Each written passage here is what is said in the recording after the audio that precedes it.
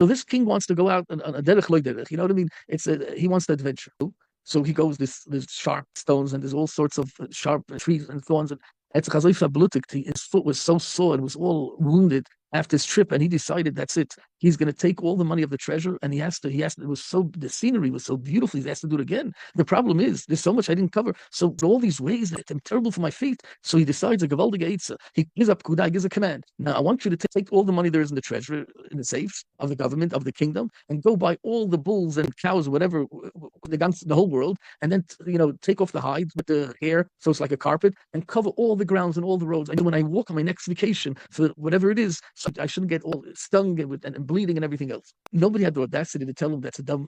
In 2 seconds, you won't even start buying all the hundreds of thousands of animals, of cattle. You already won't have money in your safe. So you go bankrupt in a second. It's how we're going to feed everything, and how we're going to run the whole system. Until one guy had the courage, and he goes over to the king, and he was a specialist, and he goes and he brings the two most nicest, comfortable, with fur inside and everything, mamish comfortable, doesn't itch, the ganze Geschäft, the whole 9 yards. And he comes to the king and says, why would the king go and spend all the money and then go bankrupt? I have much better. If the king just for 2 minutes give me the size, so he takes the foot of the king, puts 2 pieces of whatever material, and cuts and he makes a mark of the sign, and then he goes, cuts it out, makes some beautiful leather comfortable shoes that he can go anywhere, and he'll protect his feet. Now you don't have to spend all that money. It's much easier to blame the whole world for your problems. Let me shut everybody and everything down.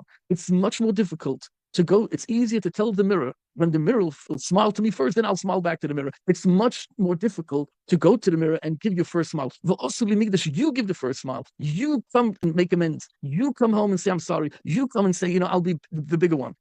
Be the first one to take the initiative, Hashem says, to rectify, to repair the relationship. And when you come there, and the Gemara says, Shoit atzmacha, it's much more difficult, but that's where it's at.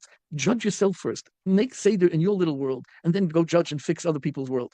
It doesn't start off by telling everybody what to do. They do that in the West, and everybody's at fault. In the communist, everything that fix yourself at home. Clean up shop, make a Seder Hanyonim, and then you can start thinking about from your little corner to shine onto the world around you.